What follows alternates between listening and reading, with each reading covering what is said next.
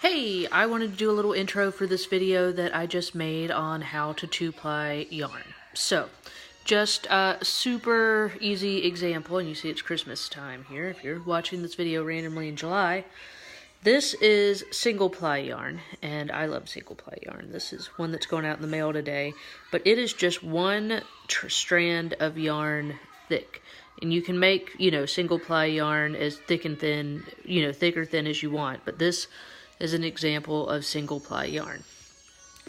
This is an example of double-ply yarn, and this one is a bulky weight, whereas that one was more of a DK or worsted. And like I said, you can make them either size you want. It's just what the difference is see, this one has two strands of the single-ply twisted together into one. So this is actually the two-ply yarn that you will see me two-plying in the video.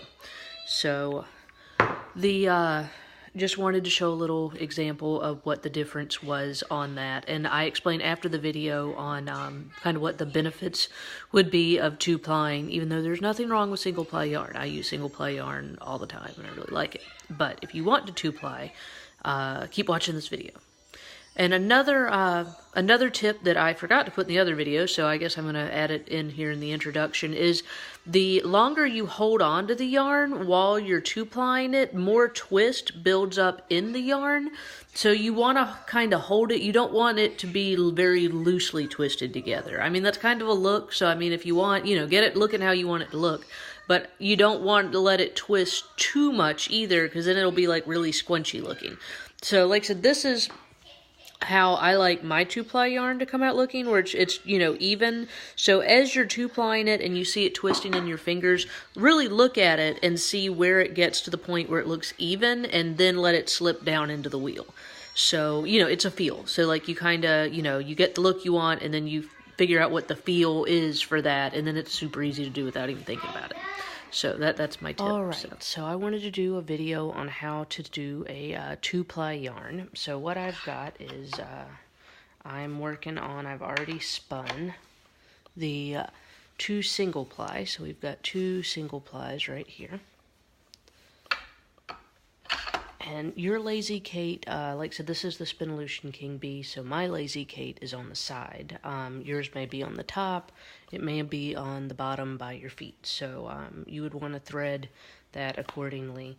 On the ones, like I said, if it's on the top, or like I said with my Spinolution ones over here, I like to thread, you get your two singles. I like to pull them under this third peg to keep them, basically you need to do whatever you need to do to keep your two singles from, you don't want them to get caught in the drive band. The King Bee, the drive band's set back in here, so it's not really a big issue. But if you've got a Lazy Kate on the top with like a more open drive band, like maybe the Pollywog, you definitely want to bring it around that third peg. So what you do is you get your two singles, and mine are always fluffy on the ends from, where they get started or stopped. So you get your two singles, and you get your empty bobbin here, and you pull your leader thread out, and instead of going to the right, like you would if you were spinning, you're going to bring it to the left.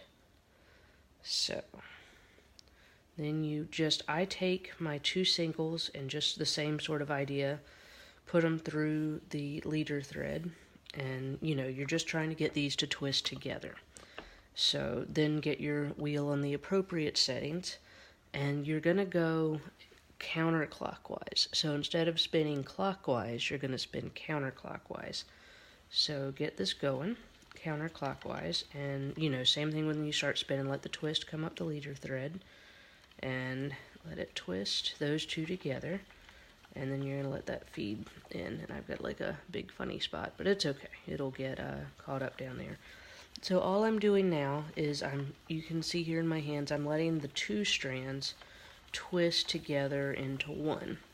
So, it's pretty easy and brainless. You just want to keep a nice even, even pace on your feet. I like to kind of keep my fingers a little bit in between the two, just so that I've got, I'm kind of controlling the twist going into the yarn, where they're twisting together, so you don't end up with like one strand doing like a funny curly Q. And if you do, you just pull it back that way, and you can get the little funny curly Q out. but you just keep spinning this way. I do recommend, especially the first couple times you do two-ply, kind of make sure, you've got time to sit down and get through, most of what you need to two-ply. You can start and stop in the middle, but, when you do, you're going to end up with your watch. Like, these are going to get a little twisty and messy, which is not a big deal. You just, like I said, you just find the middle, put your fingers through, and I always kind of do this to kind of pull it straight and then get going again. So, not a huge deal, but especially if your singles are really twisty, like mine, I spin all the time, so my singles are kind of twisty, but not, like crazy twisty. So, not a huge deal, but what I like to do, and like I said, this is on the Spinolution ones, is you have these kind of two little pegs that are close together. I'll pop mine through that, and that, like, if I need to get up and go fuss at one of the kids or something, I'll put it there, and that kind of holds it. So, you still, and then when you're starting again, I'd pull this out, and like I said, you may have to kind of, see how it's kind of loosely twisted, you don't want to leave that, it's messy. Go down here, and I kind of, get it going again, and then you can kind of, you just want to get your fingers in there and then kind of pull it. See, now it looks all neat again. You just want to get it neat and then get with the spinning. So that is two-plying. So now, instead of having the two singles that are going this way, you've got your nice balanced two-ply. And one of the reasons to two-ply is, besides just, you get a more interesting look, but you can see where this is variegated yarn, you have the different colors are twisted together. Also, two-ply yarn is, it's going to be stronger, it's twice the plies, and it's also going to be more balanced, so it can be good if you're a new spinner, and, like, maybe your singles are kind of funny, and, like, you don't mean them to be, because sometimes with thick and thin, you want them to be kind of funny, but, or if they're, like, over-twisted, the act of twisting them back the other way kind of helps chill it out a little bit. And then after, I two-ply all of this, I would take my nitty-knotty and, same deal, take it off on the nitty-knotty. I like to wet prep it and then let it dry, and you should have some really nice, you can see this is already, like, it hadn't been prepped at all, and it's behaving very nicely. So that would be some benefits of two-plying. So the biggest thing you need to remember is just make sure that you're getting it going counterclockwise, not clockwise, or else you will totally mess up your yarn. So don't do that. Hope